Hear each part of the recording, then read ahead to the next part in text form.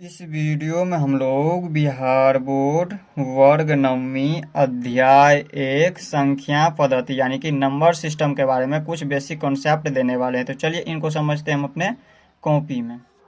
तो यहाँ पर देखिए अध्याय 1 वर्ग है नवमी और हमें समझना है संख्या पद्धति यानी कि नंबर सिस्टम के बारे में। तो देखिए संख्या पद्धति में सबसे पहले आता है संख्या रेखा। ये हमारा संख्या रेखा, इसको अंग्रेजी में कहेंगे नंबर लाइन। तो देखिए संख्या रेखा पर आप लोगों को याद रखना है बीच में होता है शून्य। बीच में क्या होता है संख्या रेखा, इस तरह से जो ये संख्या रेखा है इसके बीच में होता है शून्य। और यहाँ पर देखिए इनके दाईं ओर, शून्य की दाईं ओर हमेशा धनात्मक संख्या होती है और यहाँ पर शून्य की बाईं ओर हमेशा ऋणात्मक संख्या होती है। धनात्मक संख्या मतलब जो प्लस में हो, जो संख्या प्लस में हो वो हमारा धनात्मक संख्या होती है और जो हमारा माइनस में होता है वो हमारा ऋणात्मक संख्या होती है। इसे आप लोगों को याद रखना है। तो यहाँ पर देखिए शून्य की दाईं ओर आगे जितना भी संख्या होगा वो हमारा धनात्मक संख्या होगा और शून्य के बाईं ओर जितना भी संख्या होगा वो हमारा क्या होगा, ऋणात्मक संख्या होगा। तो आप लोग इतना समझ में आ गया होगा संख्या रेखा के बारे में। अब हम समझते हैं प्राकृतिक संख्या क्या होती है। प्राकृतिक संख्या, इसको अंग्रेजी में कहेंगे नेचुरल नंबर। तो देखिए गिनती की संख्या को हम प्राकृतिक संख्या कहते हैं। जैसे उदाहरण में हमारा हो गया 1 2 3 4। अब ये समझ नहीं आया होगा अभी, तो समझिए इस तरह से। जैसे हमने यहाँ पर ले लिया, इस तरह से हमने बहुत सारा पेन ले लिया। अब बताइए इसमें टोटल कितना पेन, हम आपसे पूछ रहे हैं इसमें बताइए टोटल कितना पेन। तो आप आसानी से बता सकते हैं कि इसमें टोटल 4 पेन है। कैसे बता दिए, तो यहाँ पर गिनती की आप 1 2 3 4, कहाँ से गिनती स्टार्ट किए, 1 से। तो ठीक इसी प्रकार इसमें कह रहा है गिनती की संख्या को हम प्राकृतिक संख्या कहते हैं। गिनती कहाँ से हम स्टार्ट करते हैं, 1 से। तो 1 से हम अनंत तक की संख्या को, 1 से अनंत तक की संख्या को हम क्या कहते हैं, प्राकृतिक संख्या कहते हैं। 1 से हम गिनती स्टार्ट करेंगे और आगे जितना भी संख्या है, आगे अनंत तक जितना भी संख्या है वो सारा क्या है, प्राकृतिक संख्या। प्राकृतिक संख्या कहाँ से स्टार्ट होता है, 1 से। याद रखिएगा 1 से शुरू होता है प्राकृतिक संख्या। अब इसके बाद समझते हैं पूर्ण संख्या क्या होती है। अब समझिए पूर्ण संख्या, इसको थोड़ा सा ऊपर कर लेते हैं। अब देखिए पूर्ण संख्या क्या होती है। प्राकृतिक संख्या के परिवार में शून्य को शामिल करने पर जो संख्या प्राप्त होती है पूर्ण संख्या कहलाती है। समझिए उदाहरण से, इसमें कह रहा है प्राकृतिक संख्या के परिवार में, प्राकृतिक संख्या क्या कहाँ से स्टार्ट होती है, 1 से। तो यहाँ पे लिखेंगे 1 2 3 4। इसी तरह से आगे जितना भी संख्या है वो हमारा क्या है, प्राकृतिक संख्या। प्राकृतिक संख्या 1 से शुरू होती है और इसी के परिवार में, ये प्राकृतिक संख्या के परिवार में अगर हम शून्य को शामिल कर दे, इसी में अगर हम शून्य को शामिल कर दे तो ये हमारा पूर्ण संख्या प्राप्त होती है। अब इसको संख्या रेखा पर किस तरह से हम व्यक्त करेंगे, तो यहाँ पर देखिए संख्या रेखा को समझिए। संख्या रेखा पर आप लोगों को याद रखना है, देखिए यहाँ पर अगर प्राकृतिक संख्या इसमें पूछे तो प्राकृतिक संख्या कहाँ से शुरू होगा, तो 1 से। इसको हम आगे जितना भी ले जाएंगे वो हमारा क्या होगा, प्राकृतिक संख्या होगा।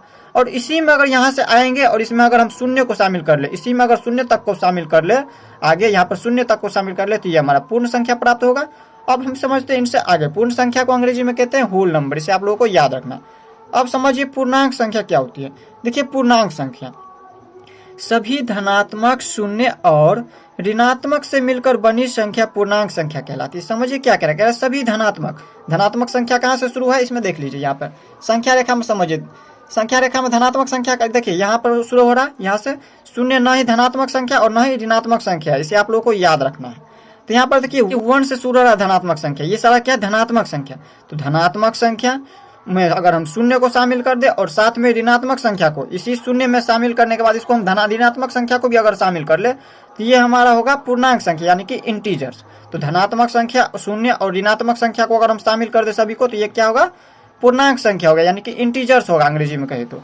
यहाँ पर क्या हो जाएगा, इंटीजर्स यानी कि पूर्णांक संख्या का उदाहरण क्या होगा, धनात्मक संख्या। धनात्मक संख्या ये हो गया 1 2 3 4 5, इस तरह से आगे अनंत तक संख्या है। और इसी में अगर हम शून्य को शामिल करें, इसमें क्या करें, सभी धनात्मक हो गया, इसके साथ शून्य हो गया। और इसी में अगर ऋणात्मक संख्या को शामिल करें, ऋणात्मक संख्या को होता है -1 -2 -3, ये सारा क्या होता है, ऋणात्मक संख्या होती है। और ये हमारा शून्य हो गया, ये हमारा धनात्मक संख्या होती है। शून्य जो है ना ही धनात्मक संख्या और ना ही ऋणात्मक संख्या है। अब हम समझते हैं परिमेय संख्या क्या होती है। आप समझिए परिमेय संख्या क्या होती है। ऐसी संख्या जिन्हें p/q के रूप में व्यक्त किया जा सकता हो, जहाँ p तथा q पूर्णांक हो तथा q बराबर नहीं हो 0, परिमेय संख्या कहलाती है। जैसे उदाहरण में समझिए, यहाँ पर हमने लिख दिया 4/3, 2/3, 4, 0/4। तो ये सारा क्या हमारा परिमेय संख्या। परिमेय संख्या कैसे है, तो हमने आपको क्या बताया, इसमें क्या लिखा हुआ है, ऐसी संख्या जिन्हें p बाई क्यू के रूप में हो। तो यहाँ पर देखिए ये 4/3 p बाई क्यू के रूप में है। 4 ये p की जगह पर हो गया ऊपर में, और बाय बट्टे और q के रूप में ये 3 है। इसी तरह से यहाँ पर देखें तो माइनस में 2/3, ये माइनस रहे प्लस रहे उससे कोई मतलब नहीं, इसमें p बाई क्यू के रूप में होना चाहिए। तो जैसे यहाँ पर 2/3 है तो ये भी p बाई क्यू के रूप में है, जैसे p की जगह पे 2 है और q की जगह पे 3 है। अब इसमें कहिएगा 4, ये तो p बाई क्यू के रूप में नहीं है, तो ये तो परिमेय संख्या नहीं होना चाहिए। तो होना चाहिए, क्यों होना चाहिए, क्योंकि यहाँ पे देखिए हमने आपको बताया हुआ है जब किसी के बट्टे में अगर कुछ भी ना हो तो हम बट्टे में 1 लिख सकते हैं। जैसे 4 के बट्टे में कुछ भी नहीं है तो हम 1 आसानी से लिख सकते हैं। अब देखिए ये p बाई क्यू के रूप में हो गया, तो ये भी क्या है, परिमेय संख्या है। अब कहिएगा 0/4 परिमेय संख्या है या नहीं, तो ये भी परिमेय संख्या है। अब कैसे है, तो यहाँ पर देखिए ये p के रूप में है और ये q के रूप में है। लेकिन अगर इसी में हम बोले यहाँ पर 4/0, 4/0 यानी कि 0 क्या परिमेय संख्या है या नहीं, बताइए। तो आप आसानी से बोल सकते हैं ये परिमेय संख्या नहीं है। क्यों नहीं है परिमेय संख्या, तो हमने आपको क्या बताया है, यहाँ पर देखिए p बाई क्यू के रूप में तो होना चाहिए परिमेय संख्या को, साथ में क्या करा, जहाँ p तथा q को क्या हो, पूर्णांक हो, तो ये पूर्णांक अभी हमने बताया पूर्णांक संख्या क्या होती है, तो ये पूर्णांक के रूप में सभी तो है। साथ में इसमें क्या होना चाहिए, q बराबर 0 नहीं होना चाहिए। ये जो q है ये p की जगह पर है 4 और q की जगह पर ये जो 0 है, q नहीं होना चाहिए 0, q की जगह पर कभी भी 0 नहीं होना चाहिए, तब जाकर के ये हमारा परिमेय संख्या होगा। तो ये हमारा परिमेय संख्या नहीं है, क्योंकि यहाँ पे q की जगह पर क्या है, 0 है। इसी तरह से हम अगर पूछ दे यहाँ पर 2 परिमेय संख्या है या नहीं, तो हम बोल सकते हैं आसानी से इसको ये परिमेय संख्या है। क्यों है, तो बट्टे में कुछ भी नहीं तो 1 लगा सकते हैं। तो आप लोग समझ गए होंगे परिमेय संख्या के बारे में। अब हम समझते हैं इनसे आगे। अब देखिए आप लोगों को याद रखना है, किन्हीं 2 परिमेय संख्याओं के बीच अपरिमित रूप से अनेक परिमेय संख्या होती है। किन्हीं 2 परिमेय संख्याओं के बीच अपरिमित रूप से कितने परिमेय संख्या होती है, अनेकों परिमेय संख्या होती है। जैसे क्वेश्चन कह रहा है 1 और 2 के बीच 5 परिमेय संख्या ज्ञात कीजिए। 1 और 2 के बीच अनेकों परिमेय संख्या है, जिसमें से इसमें कितना कह रहा है, 5 परिमेय संख्या ज्ञात करने के लिए कह रहा है। तो इनको हम कम से कम 2 विधि से इसको हल कर सकते हैं। तो देखिए पहला विधि हम इसको किस तरह से हल करेंगे, पहला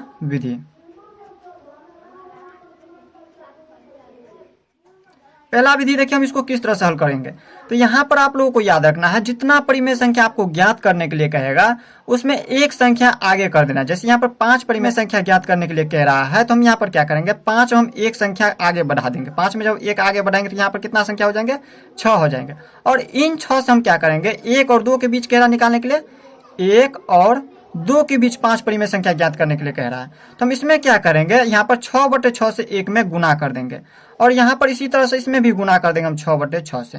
जब इसको काटेंगे तो 2 ही होंगे, और इसमें भी हम यहाँ पर 6 से 6 काट देंगे तो 1 प्राप्त होगा। जैसे था पहले वैसे ही होगा। लेकिन हमें यहाँ पर 5 परिमेय संख्या इनके बीच निकालना है, इसीलिए हम यहाँ पर क्या किया, एक संख्या को बढ़ा देना। जितना परिमेय संख्या ज्ञात करने के लिए कहे उससे हम एक संख्या बढ़ा देंगे, और इसमें क्या करेंगे, हम 6/6 से क्या करेंगे, गुना कर देंगे। और इसी तरह से इसमें भी करेंगे, 6/6 से गुना कर देंगे। अब देखिए इसको जब हल करेंगे तो कितना हो जाएंगे, इसको हल कीजिए। यहाँ पर 1 को हम 6 से गुना करेंगे 6, और बट्टे में ये 6 है तो 6। और इसको जब हल करेंगे तो यहाँ पर कितना हो जाएंगे, 2 6 12 और बट्टे में 6। तो यहाँ पर देखिए यहाँ पर हम इसको लिख सकते हैं 6/6 और यहाँ पर 12/6। इन दोनों के बीच 5 परिमेय संख्या ज्ञात कीजिए। तो देखिए इन दोनों के बीच 5 परिमेय संख्या हम निकालते हैं। देखिए 6 के बाद हम लिख सकते हैं 7/6। इसी तरह से यहाँ पर लिख सकते हैं हम 8/6। इसी तरह से यहाँ पर हम लिख सकते हैं 9/6, 10/6, 11/6। यहाँ पर देखिए इसमें 5 परिमेय संख्या निकल चुका है। इसको हल कीजिए। इसको जब हल करेंगे तो यहाँ पर कितना हो जाएंगे, यहाँ पर देखिए 6 को हम 6 से काटेंगे तो 1 हो गया, और यहाँ पर इनके बीच कह रहा था 1 और 2 के बीच में निकालने के लिए। तो यहाँ पर देखिए इनको काटेंगे तो 6 दूनी के 12, यहाँ पर 2 आ रहा है, तो इन दोनों के बीच में यहाँ पर निकालते हैं 5 परिमेय संख्या। तो देखिए पहला परिमेय संख्या हो जाएंगे 7/6। दूसरा यहाँ पर देखिए इसको हम अगर काट दे तो 4 दूनी के 8 और 3 दूनी के 6। 3 बार में 2 से काटे हैं तो 2 चौके 8 और 2 तिया के 6। इसको हम 3 से काटे तो 3 तिया के 9 और 3 दूनी के 6। और यहाँ पर इसको हम 2 से काटेंगे, 2 5 के 10, 2 तिया के 6। ये नहीं काटेंगे तो 11/6। तो यहाँ पर देखिए 1 और 2 के बीच 5 परिमेय संख्या निकल चुका है। 1 2 3 4 5 परिमेय संख्या निकल चुका है। तो ये हमारा पहला विधि हो गया। इसी तरह से हम दूसरा विधि अब देख लेते हैं। तो आप लोगों को जो भी विधि अच्छा लगे उस विधि से आपको हल करना है। देखिए दूसरा विधि हम किस तरह से हल करेंगे। यहाँ पर क्या कह रहा था, 1 और 2 के बीच परिमेय संख्या निकालने के लिए। तो देखिए दूसरा विधि देखिए दूसरा विधि हम इसको किस तरह से हल कर सकते हैं। यहाँ पर इसमें आप लोगों को याद रखना है r + s/2। इन सूत्रों को आप लोगों को क्या करना है, याद रखना, आर प्लस एस बट्टे में 2। इसी पर हम इसको हल करेंगे अब दूसरा विधि से। तो देखिए हम यहाँ पर क्या करेंगे, इसमें लिखेंगे आर की जगह पर यहाँ पर 1 और 2 के बीच कह रहा है, 1 और 2 के बीच, 1 और 2 के बीच 5 परिमेय संख्या निकालना है।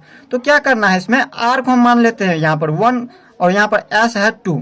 यहाँ पर देखिए 1 की जगह पर ये हो गया, आर की जगह पर लिख देंगे 1 और प्लस में एस की जगह पर ये हो गया 2। 1 और 2 के बीच में कह रहा निकालने के लिए, प्रश्न कह रहा है 1 और 2 के बीच में निकालने के लिए 5 परिमेय संख्या। तो पहला परिमेय संख्या क्या निकलेगा, आर प्लस एस, 1 प्लस 2 और बटे में ये 2 है तो 2 सूत्र से।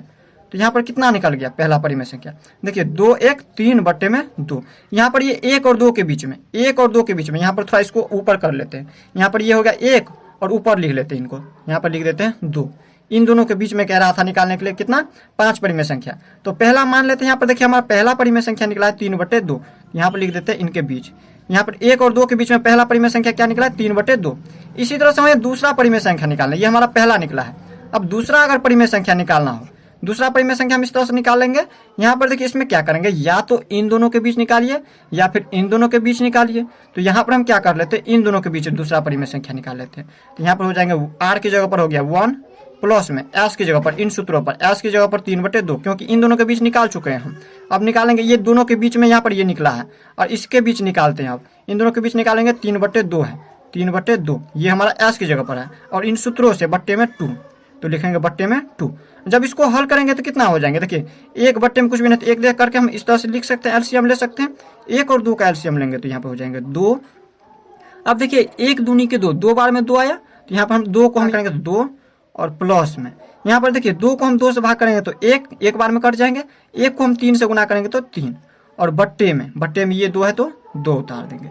अब आगे फिर कितना लिखेंगे, 3 और 2 को जोड़ेंगे तो 5 और बट्टे में इन दोनों को हम क्या करेंगे, गुना कर देंगे। या तो आप इस तरह से समझिए, देखिए बट्टे में 2 है तो लिख दीजिए 2, इनके बट्टे में कुछ भी नहीं तो बट्टे में 1 लिख सकते हैं। तो बट्टे में ये देखिए 3 2 5, बट्टे में ये 2 लिख दिए और ये 2 बट्टे में 1 लिख दीजिए, 2 बट्टे में 1।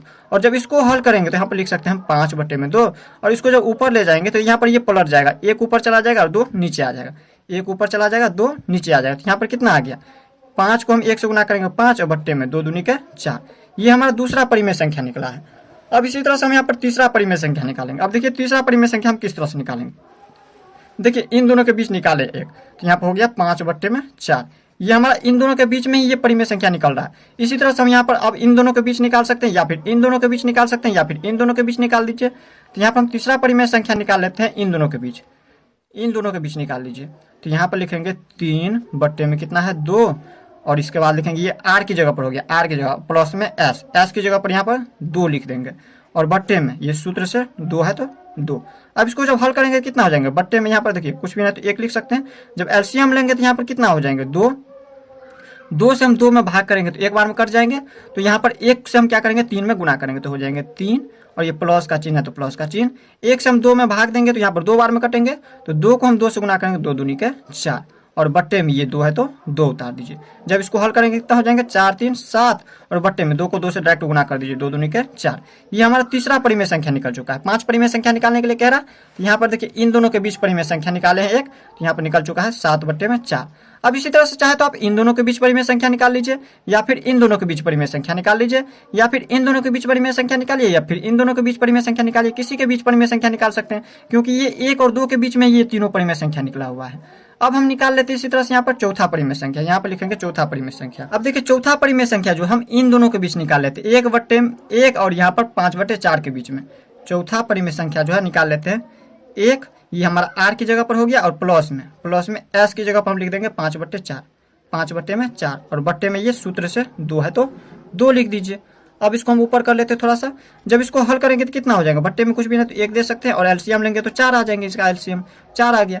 अब देखिए 1 की यहाँ पर हमें 4 कितनी बार में, 4 बार में, 1 से 4 में भाग करेंगे तो 4 बार में कटेंगे और 4 को 1 से गुना करेंगे तो 4 और प्लस में 4 से हम 4 में भाग करेंगे तो 1 बार में कट जाएंगे। तो यहाँ पर 1 को हम 5 से गुना करेंगे तो 5 और बट्टे में ये 2 है तो 2 उतार दीजिए। बराबर इसको हल करेंगे तो 5 4 9 और बट्टे में 4 दूनी के 8 लिख दीजिए। ये हमारा चौथा परिमेय संख्या निकल गया। अब निकाल लेते हैं हम पांचवी परिमेय संख्या। चौथा परिमेय संख्या देखिए यहाँ पर इसी तरह से यहाँ पर निकल गया कितना, 9/8 निकल गया। ये हमारा कितना निकल चुका है, इसमें 1 2 3 4 परिमेय संख्या निकल चुका है और एक परिमेय संख्या और निकाल लीजिए। अब हम किसी के बीच निकाल लेते हैं, जैसे यहाँ पर 7/4 और 2 के बीच निकाल लेते हैं। 7/4 या फिर निकाल लीजिए इस तरह से, इन दोनों के बीच निकाल लीजिए, इस तरह से निकाल सकते हैं या फिर इस तरह से भी निकाल सकते हैं। तो यहाँ पर 3/2 और 7/4 के बीच निकाल लीजिए। हम पाँचवा निकाल लेते हैं, 3/2 प्लस में 7/4 और यहाँ पर ये आर की जगह पर हो गया, ये एस की जगह पर, और बटने में ये सूत्र से यहाँ पर देखिए आर प्लस एस बटे 2 होता है। तो आर की जगह पर हमने ले लिया 3/2 और एस की जगह पर 7/4 और बट्टे में ये 2 है तो लिख दीजिए बट्टे में 2, इसमें भी बट्टे में 2। और इसको जब हल करेंगे तो कितना हो जाएंगे, दूसरा विधि थोड़ा लंबा है तो आप लोगों को पहला विधि से ही हल करना है हमेशा। तो यहाँ पर देखिए इसको जब हल करेंगे तो कितना हो जाएंगे, 2 और 4 का एलसीएम लेंगे तो 4।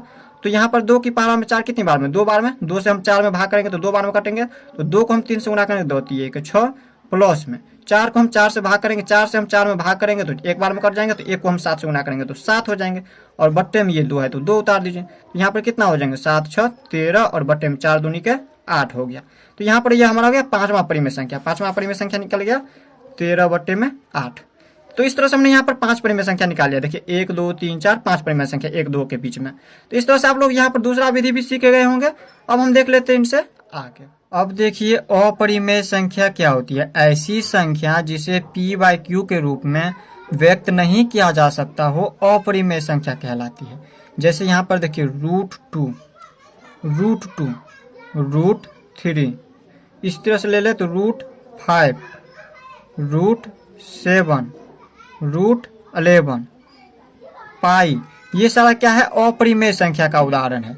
इसे हम p/q के रूप में व्यक्त नहीं कर सकते हैं क्योंकि यहाँ पर देखिए ये हमेशा आप लोगों को याद रखना है। इसमें जैसे यहाँ पर अगर दिया है √4 तो ये हमारा परिमेय संख्या होगा, न कि अपरिमेय संख्या। क्यों होगा ये परिमेय संख्या, क्योंकि हमें पता है √2 का जब इसका वर्गमूल जब तोड़ते हैं तो यहाँ पर होता है 2। इसी तरह से यहाँ पर रूट में अगर 9 दिया हुआ है तो इसका यहाँ पर होता है 3। इसे आप लोगों को याद रखना है।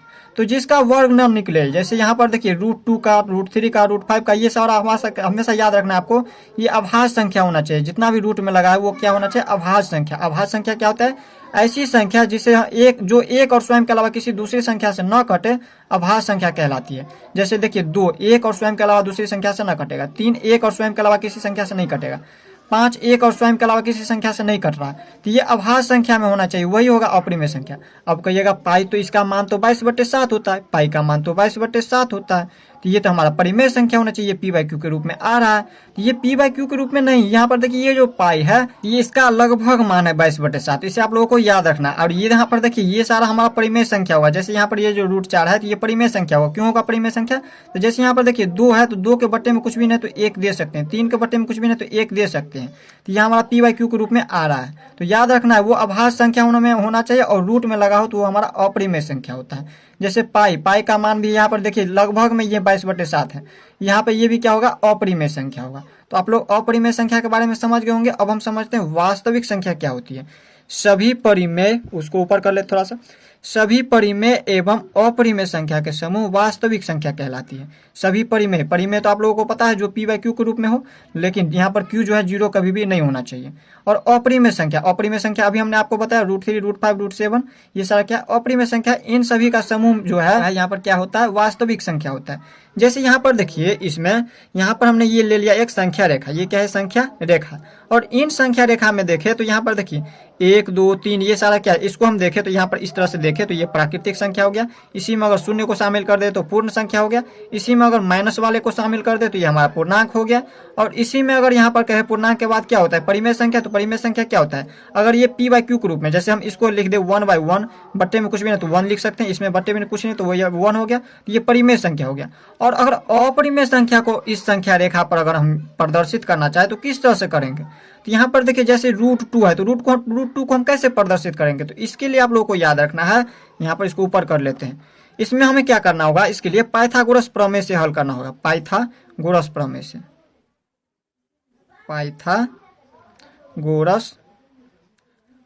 से इसे आप लोगों को याद रखना है। इसे यहाँ पर हमें पता है समकोण त्रिभुज में क्या होता है। ये समकोण त्रिभुज में यहाँ पर देखिए जो यहाँ पर सबसे बड़ा भुजा हो, ये सबसे बड़ा भुजा है तो ये हमारा कर्ण होता है। ये क्या होता है, कर्ण होता है। और जो यहाँ पर देखिए यहाँ पर जो है जिस पर टिका हो, जैसे यहाँ पर देखिए हम पेन को रख दिए, नीचे रख दिए, तो ये जिस पर रखते हैं हम वो हमारा इसका आधार होता है। तो यहाँ पर देखिए ये हो गया इसकी आधार, जिस पर ये अटका हुआ है त्रिभुज। तो यहाँ पर देखिए जो समकोण त्रिभुज जिस पर अटका है वो हमारा आधार हो गया, ये हो गया इसका आधार। और जो बच गया वो होता है हमारा लंब, ये होता है लंब। तो इसे आप लोगों को याद रखना है। तो देखिए पाइथागोरस प्रमेय से सूत्र होता है कर्ण स्क्वायर बराबर होता है लंब स्क्वायर प्लस आधार स्क्वायर, आधार का स्क्वायर। तो इसको हम यहाँ पर इस तरह से भी लिख सकते हैं, कर्ण बराबर लिख सकते हैं रूट अंडर लंब का स्क्वायर प्लस आधार का स्क्वायर।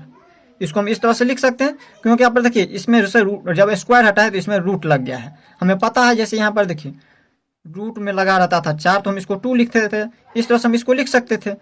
ठीक इसी प्रकार इसमें स्क्वायर छुपा रहता है, जब स्क्वायर से हटता है तो इस तरह से लिखते हैं हम इसको। तो यहाँ पर देखिए रूट 2 को हम इस तरह से लिख सकते हैं रूट में 1 + 1, इसको हम इस तरह से लिख सकते हैं रूट 2 को 1 + 1। जब इसका 1 + 1 जोड़ेंगे तो यहाँ पर रूट 2 आ जाएंगे।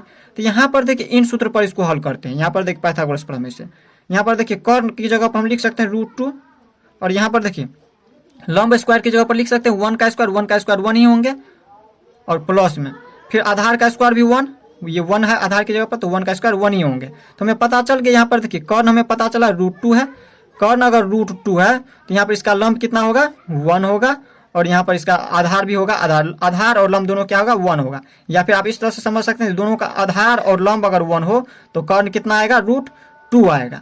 तो यहाँ पर हम इसी तरह से इस पर हम इसको हल करेंगे। तो देखिए इसका आधार कितना है यहाँ पर लिख देते हैं, कर्ण बराबर क्या हो गया, कर्ण बराबर ये रूट 2 हो गया, और इसका आधार और लंब ये हो गया इसका लंब 1 और आधार भी हो गया 1, लंब और आधार दोनों क्या है 1 है। तो यहाँ पर देखिए हम सबसे पहले आधार लेंगे, आधार यहाँ पर कितना है 1 सेंटीमीटर, मान लीजिए ये हमारा 1 सेंटीमीटर, ये सेंटीमीटर में है मान लीजिए। तो यहाँ पर देखिए 0 से 1 हो गया, 2 हो गया, 3 हो गया, ये सारा क्या है एक। यहाँ पर देखिए इनकी दूरी जो है बीच की दूरी समान दूरी पर है ये, तो मान लेते हैं यहाँ से लेके यहाँ तक 1 सेंटीमीटर है। तो 1 सेंटीमीटर अगर मान लीजिए आधार दिया हुआ है तो इसका लंब भी क्या होना चाहिए 1 सेंटीमीटर होना चाहिए। और लंब क्या होता है, इस पर हम इसको किस तरह से हल करेंगे, तो इसे आप लोगों को याद रखना है, जैसे समझा दे रहे हैं यहाँ पर देखिए। इसके लिए क्या करना है, इस पर यहाँ पर लंब डालने के लिए इसमें यहाँ पर हमें 90 डिग्री का कोण बनाना होगा। तो जैसे यहाँ पर प्रकाल रखेंगे इस पर, और इस पर हम 90 डिग्री का कोण हम किस तरह से बनाते हैं, इस तरह से हम एक चाप काटेंगे, इस तरह से चाप काटेंगे, समझाने के लिए लिख दे रहे हैं। और इसके बाद यहाँ से हम जहाँ से चाप काटें इस पर एक बार काटेंगे 60 डिग्री का, और इसको हम दूसरी बार काटेंगे तो 120 डिग्री का। इस तरह से हम इसको काट लेंगे। यहाँ पर अच्छा से काट ले रहे हैं, 1 मिनट। तो यहाँ पर देखिए इसको हम इस तरह से काटेंगे तो 120 डिग्री का, और यहाँ पर देखिए एक बार 60 पर से काटेंगे इस तरह से, और एक बार हम 120 से काटेंगे इस तरह से। जब इन दोनों को काटेंगे तो यहाँ पर देखिए ये जो जहाँ कटा है ये हो गया 90 डिग्री का कोण। और यहाँ पर देखिए 90 डिग्री का यहाँ पर क्या होता है सीधा, यानी कि लंब क्या होता है हमेशा सीधा होता है, और सीधा बनाने के लिए हमने इस तरह से 90 डिग्री का कोण बनाया। इस तरह से ये हमारा बन गया 90 डिग्री का, ये हमें पता चल गया। और इस पर क्या करना है आपको 1 सेंटीमीटर का एक यहाँ पर क्या करना है चाप काट लेना है। 1 सेंटीमीटर नाप करके वहां पर क्या करना है मिला देना है। जैसे यहाँ पर देखिए मान लेते ये 1 सेंटीमीटर है तो उतना ही क्या करना है ऊपर भी काट लेना है। ये 1 सेंटीमीटर है तो ऊपर भी यहाँ पर 1 सेंटीमीटर काट लेंगे इस तरह से। और यहाँ से यहाँ जो काटे हैं तो इसको हम क्या करेंगे इस तरह से मिला देंगे, इसको इस तरह से मिला देंगे। तो इसको हम मिला देंगे इस तरह से, इसको हम अच्छा से मिला देंगे। जहाँ से हमने काटा है यहाँ पर 1 सेंटीमीटर है तो इसको और यहाँ पर इधर मिला दिए, इन दोनों को अच्छा से आपको क्या करना है मिला देना है। तो हमने इस तरह से मिला दिया इनको। अब ये जो मिला है तो यही क्या हो गया रूट 2। अगर ये 1 सेंटीमीटर, इनका आधार 1 सेंटीमीटर और इसका लंब अगर 1 सेंटीमीटर, तो इसका कर्ण कितना होगा, ये जो कर्ण है ये रूट 2 होगा। ये हमने अभी बताया आपको। यहाँ पर देखिए कर्ण अगर रूट 2 तो इसका आधार और लंब क्या होगा 1 सेंटीमीटर का, ये दोनों 1 सेंटीमीटर, तो इसका रूट 2 यहाँ पर हो गया कर्ण। तो इस तरह से इतना था समझ गए। तो यहाँ पर देखिए ये तो हमारा इस पर आ रहा है, हमें क्या करना है इस पर निकालना है। ये जो संख्या रेखा इस पर रूट 2 को लिखना है। तो रूट 2 कहाँ पे आएंगे इस संख्या रेखा पर। तो इसको क्या करना है, इसके लिए यहाँ पर 0 से यहाँ पर इसका मान लीजिए कुछ नाम दे दीजिए। मान लेते हैं यहाँ पे है ये M, इसको मान लेते हैं N, और ये मान लेते हैं O। तो MO, ये जो MO रेखा है यहाँ से लेके यहाँ तक इस तरह से इसको नाप करके और यहाँ संख्या रेखा पर काट लेना है। इसको यहाँ से यहाँ तक नाप लेंगे इस तरह से अच्छा से, और इसको हम क्या करेंगे इस तरह से यहाँ पर काट लेंगे। अब ये जो चाप काटे हैं तो यही हो गया यहाँ पर रूट 2, यहाँ से लेके यहाँ तक क्या हो गया रूट 2 हो गया, रूट 2। तो इस तरह से आप लोग सीख लिए कि रूट 2 को जो है हम संख्या रेखा पर किस तरह से प्रदर्शित करते हैं। तो आप लोग इस वीडियो में वास्तविक संख्या तक देखे हैं। नेक्स्ट में वो लोग जो है इनसे आगे देखेंगे। वीडियो लंबा हो रहा है इसलिए हम जो है वीडियो को यहीं पे एंड कर रहे हैं। पार्ट 2 आएगा वीडियो का लिंक डिस्क्रिप्शन में मिल जाएगा आपको, इस वीडियो का डिस्क्रिप्शन में पार्ट 2 का। तो देख लीजिए नेक्स्ट वीडियो। तो मिलते हैं नेक्स्ट में, तब तक के लिए गुड बाय।